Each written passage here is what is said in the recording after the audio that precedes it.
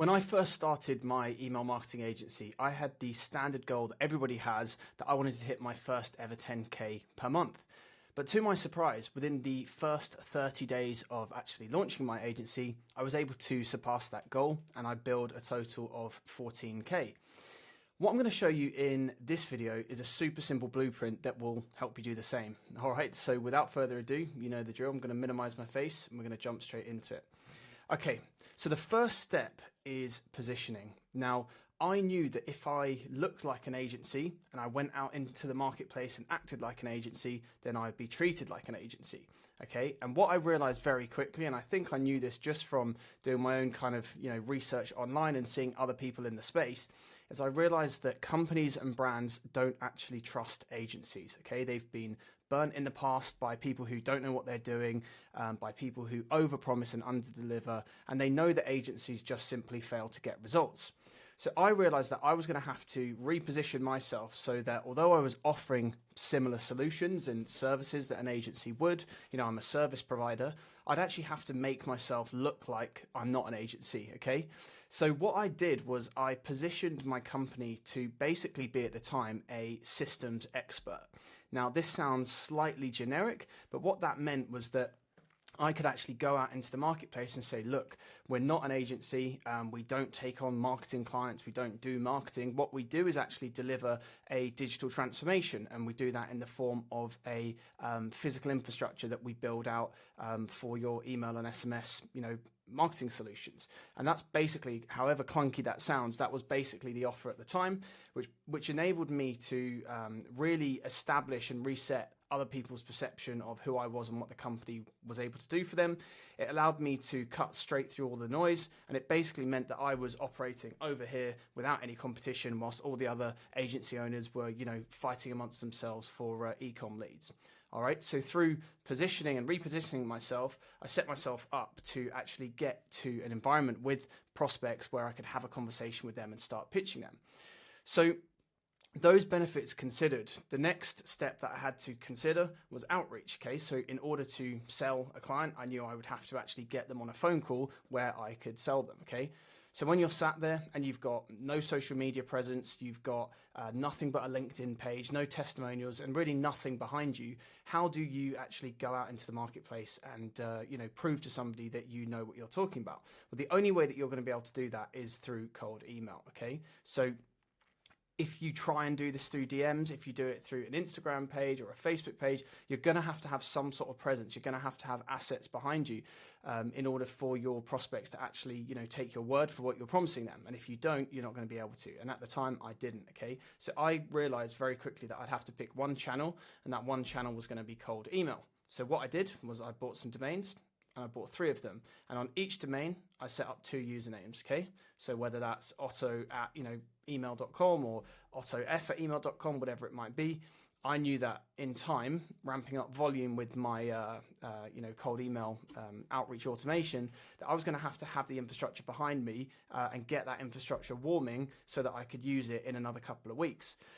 But cold email infrastructure and domains take, at minimum 14 days, so 2 weeks to actually warm up, to get to a point where they're healthy enough that you can go out and send out cold emails, to thousands of leads every single week. And I realized that actually, within this first 30 days, I couldn't wait for that. So I had to actually get in the trenches, have some skin in the game, and start sending out emails manually. At the time, this was about 10 to 25 per day, and I was relentless with that goal.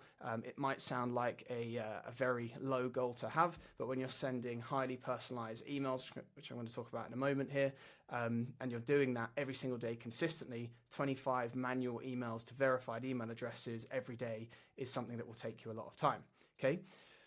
I realized that in that process, in order to actually send out those emails, I'd have to have leads. Okay, so without leads, you're not going to be able to actually get on sales calls with clients. You're not going to be able to close them, and you're not going to have the honor of calling them a client when you do close them. Okay, so I sat there raring to go, and I realized that I needed to get company details. So I went to a B2B database called Apollo, and I found that I was then presented with an abundance of global e-commerce brands that I could potentially pitch my services to. All right, I signed up at the time. I think it was a free trial, so I didn't even pay anything. Their free trials have changed slightly now. But at the time I had a free trial, and I can't remember how many leads I could extract at the time. Maybe it was 1,000, maybe it was 2,000. I can't quite remember.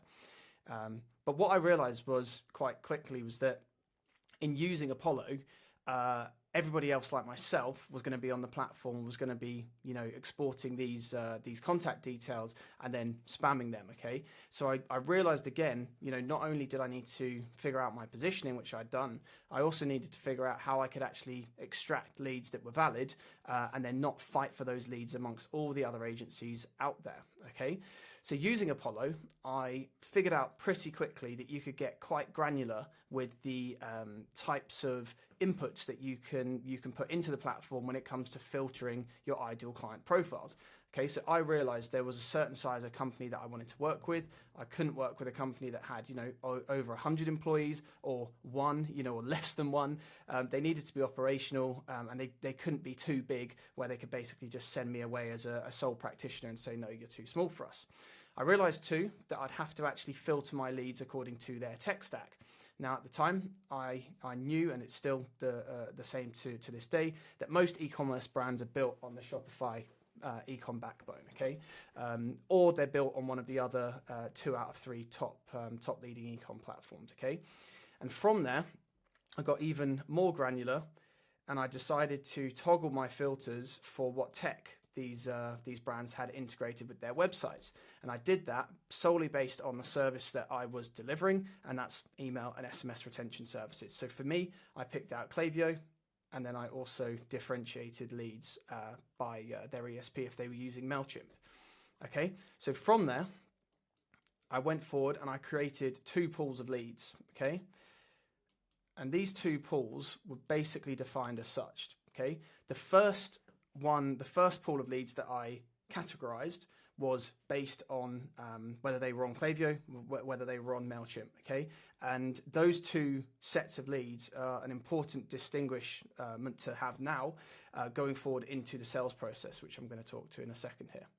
So at the time, in my very limited knowledge, I realized that I didn't really have service market fit, okay? So I hadn't actually had any proof that what I thought I could offer clients and what I thought was going to be beneficial to them was actually something that they would pay for. So in turn, I decided to leverage the proof of the platform that I was going to deliver my service on, that being Klaviyo. Now, very quickly, looking further into Klaviyo and my quest to kind of learn more about the platform, I realized that the platform held a number of different benefits over all of the other ESPs, like MailChimp, which we're going to talk about in a second here, that were available to similar e-com brands in the marketplace. And the 2 key benefits that I drew from Klaviyo at the time was that you could create an account for free. So I wasn't going to have to migrate my potential client accounts to a really expensive platform that they didn't understand. I would have to spend a lot of money on just to get set up on.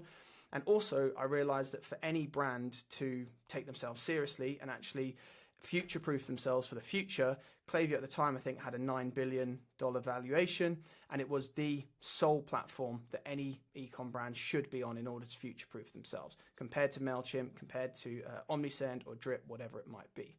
Okay, so as I learned about all these benefits, I could then start to formulate a bit of a script in my mind that I could use to go out to these 2 individual pools that I created. Okay, so remembering that I wanted to be positioned differently and not copy what everybody else was doing, I decided to outreach the first pool of leads. Okay, so these were the guys that were using MailChimp, and then these in lead pool 2 were the guys using Klaviyo. So I'll put an M there and a K there. And I realized as a unique selling point and to really humanize and personalize my outreach messaging, I could pitch a service to the first set of leads, basically selling them the benefits of Klaviyo and the fact that we can help them migrate to that platform. Okay, so predominantly the offer was about migration. Now, when it came to lead pool 2, they were already set up on Klaviyo. But what I decided to do here to again set myself apart from other marketing agencies was say, look, we're not going to give you a marketing agency offer. We're not going to lock you into contracts. So there's no contracts. There's going to be no minimum term. There's no 6 to 12-month contracts, whatever it might be.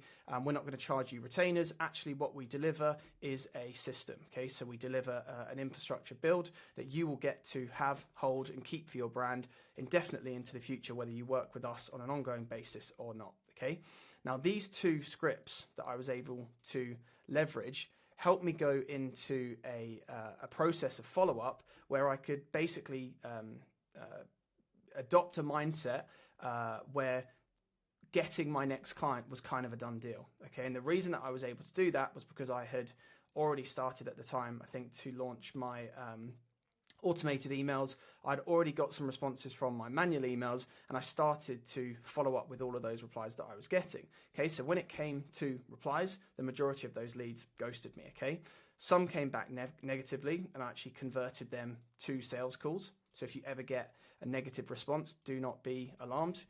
Adopt a positive mindset, a can-do mindset, try and get them onto a call. And then from those positive leads, I was then able to convert them to a call, okay? I realized very quickly on those calls that I didn't know what I was doing, okay? And when you don't know what you're doing, it's no good trying to sell a service that you have no idea whether it's going to be valuable or not, okay? So once I was actually on the call, I decided to change the call away from, a sales kind of expected environment, more in favor of conducting an interview. Okay, so in opposition to selling and pitching them something, I decided to sit back, create a relaxed environment that the prospect and I, the brand owner and I, could sit down, have a gentle conversation about. There was no selling, there was no pressure, and really what I did was ask a load of open-ended questions. And I thought that by doing this, I was then going to be able to reverse engineer specifically what these clients actually needed help with, and more importantly, what they would pay me to do for them. Okay. So I learned at the time that most brands struggle with email because they think it's all about promotions and discounts, and that just naturally further erodes their already waning margins. Okay. I realized too, and from those calls, I learned that most of these brands were still doing email blasts. It was hemorrhaging their deliverability. They weren't making any money from it, and it was, alienating their audiences from them. And again, it leveraged promotions and discounts that they didn't want to continue doing. So on these calls, I was really able to establish, firstly, a real need. Secondly, how urgent the problem was and the solution was needed for those specific problems. And then again, specificity. Okay, so I could actually learn what these brands needed help with, whether it was design or flows or forms, whatever it was. I could then go away and start to package that into my bespoke system that I then went on to start deploying for clients all around the world. Okay, and this is what we still do to this day.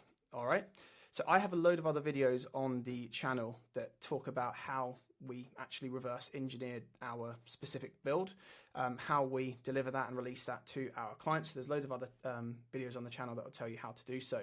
But in essence, this is the exact strategy that I followed that will work for you today. So let me know how you get on. If you've got any questions, drop them in the comments below, and I'll catch you in the next one. All right, cheers.